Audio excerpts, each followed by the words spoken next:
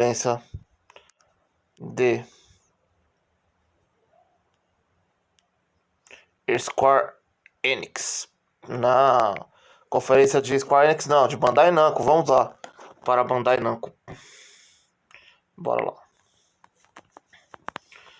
Bandai Namco pra vocês. E assim que começa a Bandai Namco, vai começar agora. Presentation. Would you like me to hold your hand during this presentation? Sure, Puppy. I'm okay with that. You know, that's great. Yeah, if you're not familiar, everybody, of course, this is going to be Bandai Namco. I still want to say Namco Bandai. It's when they changed the name, it was years ago, and it still screws me up to this day.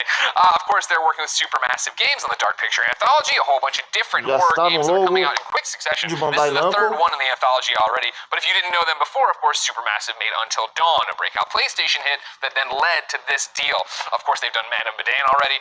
Bandai Namco, galera, pra quem não conhece, é uma empresa que faz bastante jogos de anime, tipo Cavaleiro Zodíaco, Dragon Ball, One Piece,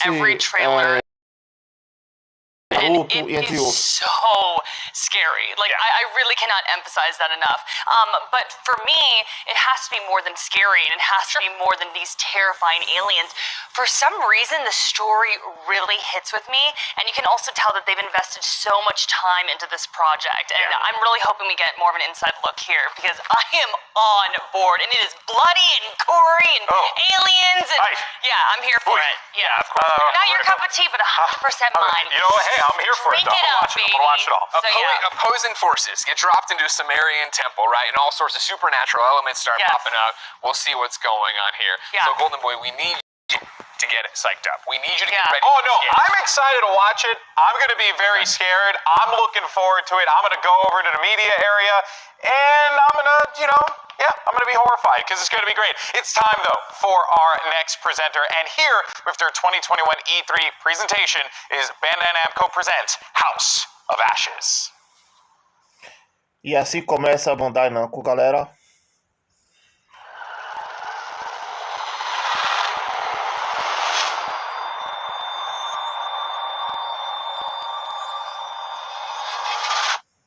Vamos ver que vamos ter de Bandai Namco. Eu ia falar de Dragon Ball, sei lá. De Naruto, não sei. Ah, esse jogo aí. Dark... An ancient horror has awoken from its slumber and is hungry for blood. Shall we see how many have fallen into shadow? Satellite sweeps of the war zone have uncovered what appears to be an underground storage facility. But I strongly suspect... Galera, esse jogo é no estilo de Until Dawn, não é? To move fast.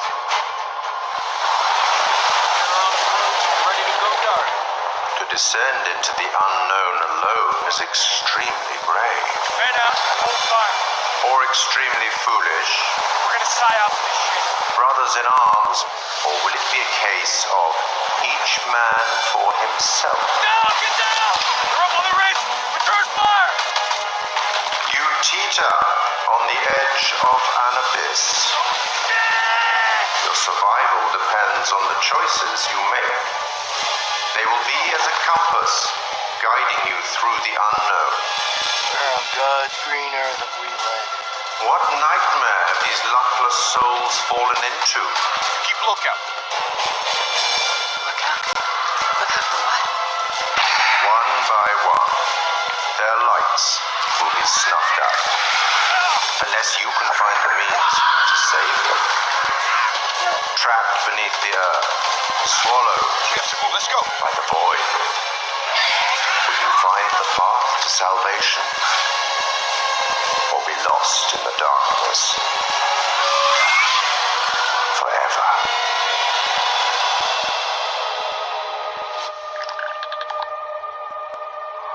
Vai ter pra PS4 e Xbox One.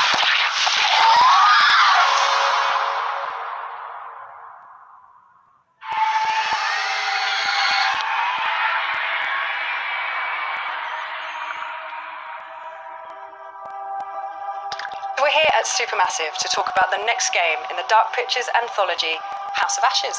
And I'm joined by exec producer Dan. How you doing? Hello. Thank you for joining us. Right, so let's start at the very start. We're going to be talking about House of Ashes. for most of the interview, but for those that don't know, tell us about the Dark Pictures anthology.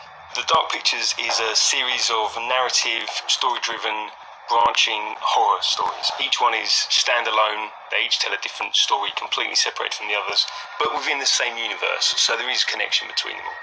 House of Ashes is set at the end of the Iraq War in 2003, with links 4,000 years ago that set the story up. So tell us more about the theme and themes, I suppose, within House of Ashes. It starts off with a military unit. They've got some new technology that can look for weapons of mass destruction underground. They think they've identified something in the Zagros Mountains in Iraq. And then as part of that, they come into conflict with an Iraqi unit. Then there's a pitched firefight. And then the two groups are plunged underground. There's an earthquake of some sort. And it's revealed that there's a hidden temple underground. These big massive structures, but these different groups, they're all separated, radio contact is lost, and they're submerged in this black darkness. We're on God's green earth and we landed. And then they're going to start hearing things and seeing things, and people are going to start disappearing. Galera, conferência assim, que bate-papo, não sou muito So chegado this não. time, it's a very real threat. All of the Dark Pictures games, they all pull something from real life or from history, from fact. What's the case with the myth or historical part of House of Ashes? So we love looking at and reading myths and legends and stories and doing our research, and we know our fans love it as well because there's something that they can link into afterwards, and I love doing that when I'm playing games or watching movies myself.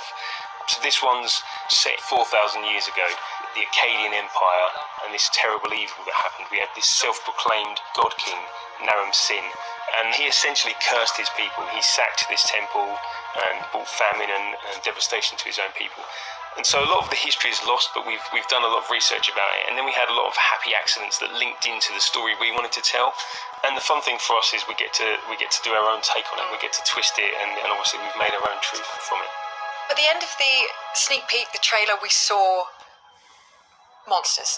Tell us a bit more about what's going on there. The military unit that you're playing as, they don't really know what they're coming up against. They're not human, they're bigger, they're larger, they're faster. The team aren't going to know if there's one or two of them, or hundreds or thousands of them. And that's kind of the threat with this, you know, they've got guns, maybe they could try and take one of them down. But maybe there's another one around the corner, or maybe there's a group of them, and maybe they're going to get ambushed. Maybe they're like a cluster. Exactly, and yeah, they all a pop out at nest, once. as it were. Yeah. And it's been really fun to work on and see these things move around and how horrific they can be. They're different to us, they perceive the world in a different way. Getting little snippets of it in the darkness, and did I see that? Was it something that moved? Or is it actually just one of the other soldiers that's stuck in the catacomb? Who's there? We like to try and misdirect people on things, you know, that did you see something, did you not? And that's a great thing within horror, that you think you're going to be scared right now, and we're not going to scare you now, we'll scare you in a minute when you're not expecting it. It's always coming. Yeah, always. So should we expect a huge amount of peril in the game? Definitely. We love to do it. You know, it's fun for us to work on, as horrific as it is, and we know that our fans love it as well. So yeah, there's at least 60 unique deaths, and there's a whole ton of variation on that as well. So Merwin and some of the others, you're going to see different things happening to them depending on how you play it out, you know, getting ripped and shredded and torn, and because there's a firefight, there's going to be bullets flying as well and all kinds of stuff. And it's not just the deaths, it's the gore that goes along with it, and you know, lots of blood. Wicked. It sounds absolutely terrifying. I'm in. No, it's not gonna like that. It's pretty bad. What differences have you made, or changes have you made to the gameplay and mechanics for House of Ashes? We were always evolving the Dark Pictures. We listened to a lot of the feedback from our fans, and also our team, what they want to do, how they want to push things forward. So we tried some stuff in Little Hope with you know, more camera control, 360 cameras at certain parts, and we really leaned on that again, and it really works well. In House of Ashes, lots of the game is set underground, and so these sort of corridors, which are really tight and oppressive. Creepy. Yeah, indeed.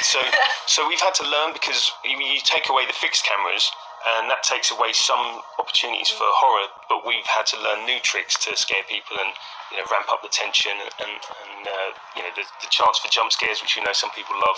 We've also got a new torch mechanic, so you know, it's military themed. So these guys are going to be walking around with weapons, with torches mounted on them. We love the lighting that we do, the sort of really inky black darkness that we have, and sort of the contrast to the bright areas. And so you're going to need to lean on that torch to allow you to see where you're going, what the threat is, and that kind of stuff. We've also done things added difficulty settings to this game. So in Little Hope we added QTE warning icons as an example, and we've got some really good positive feedback about that, but also some people want to turn that off. We want to allow you to play the game in your way. So with our accessibility settings and difficulty settings, if you want to have a more casual experience, you can change those settings. Still, most of your characters are going to end up dead, but that's spoilers, indeed. but that's what we come here for. That's okay, we can deal with it. So I've got to ask, what was it like working with Ashley? So Ashley was fantastic. She researched Rachel. She understood her when she came on the set, which is so refreshing. She knew her inside out. And Rachel is a flawed character, so she brought that through so fantastically. The rest of the cast were fantastic as well. When we were looking for Joey, Salim helped me. You didn't tell me this because... You'd flip your shit. We want you to connect to these characters and understand them as humans. We want them to seem real because they're real to us. We spend a long time designing them, and I don't mind if you hate any one individual character because you don't like everyone in real life. But maybe you'll like them when you see the journey they go on. Maybe you'll like them once they're dead and you feel bad about it. And you feel bad about it, definitely. Yeah. But also we want you to save them. We want you to try and save them. We know that some people want to get everyone killed straight away, and that's fine. That's their playthrough. That's what they want to do. But, can you get everyone out alive and save as many as you can? There's a lot of replayability there. Indeed, Goes on forever. I like that. So, last question. Favourite scene? Favourite scene? So, Salim, our Iraqi soldier, and Jason Kolchak, one of the Marines that's there, there's a way that can play out and a sort of contest between them, and you can make it go in a number of different ways. The enemy of my enemy is my friend. It's really emotional. Seeing them film it, I was lucky enough to be there, and then seeing that come through in game, I think we've got something there. I think that's gold. And then, of course, I love scaring people, so I love the jump scares. I love the moments of tension that we bring. And we can't hold you in that moment, so we've got some fantastic jokes in there as well to allow you to relax for a moment before we scare you again. To take your mind off the imminent threat. I like that. Dan, thank you so much. This has been really cool to talk about, and I'm sure, I'm excited and terrified in equal part, and everyone else is just excited, I'm sure of it. And it's been a real pleasure to speak to you, and I can't wait to get it into people's hands. It's going to happen.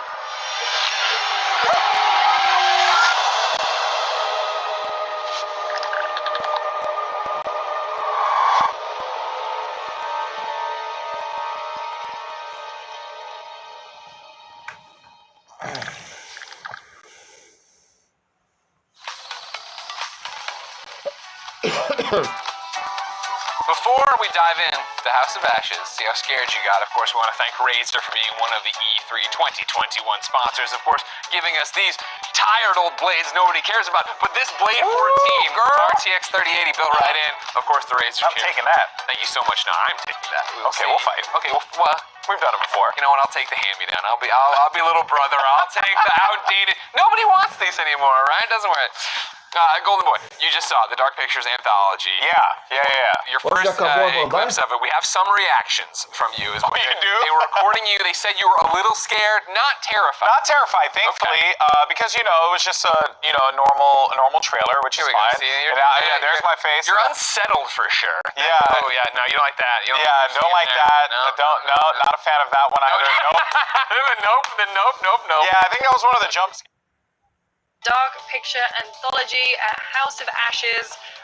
So Supermassive Games in Liverpool, UK, making that one, being published by Bandai Namco.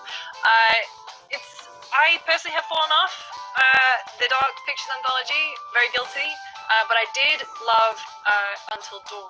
I had a great time with that one. Persia, what about you? What's your experience with Dark Pictures? I played Man of Medan, which was interesting because I hadn't really played Until Dawn, so I didn't know what to expect even hopping into that one, but there was some sort of satisfaction kind of going through it all and seeing everyone die. So now I'm thinking about how they were talking about all of the bloody deaths coming in House of Ashes. I'm like, let's see. The camera stuff, because I loved Until Dawn. AAA games like that. However, It down, looking at everything, seeing what's new, what's coming back. Galera, acho que acabou Bandai Namco. This obviously it is the sentiment definitely seems to be just way higher from that first reveal that they last year for Black Lives Matter, and to support that for 2021, please, if you can donate,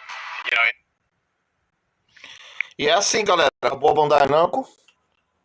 Vamos terminar nossa conferência da E3 e assim continuamos com mais vídeos, mais lives.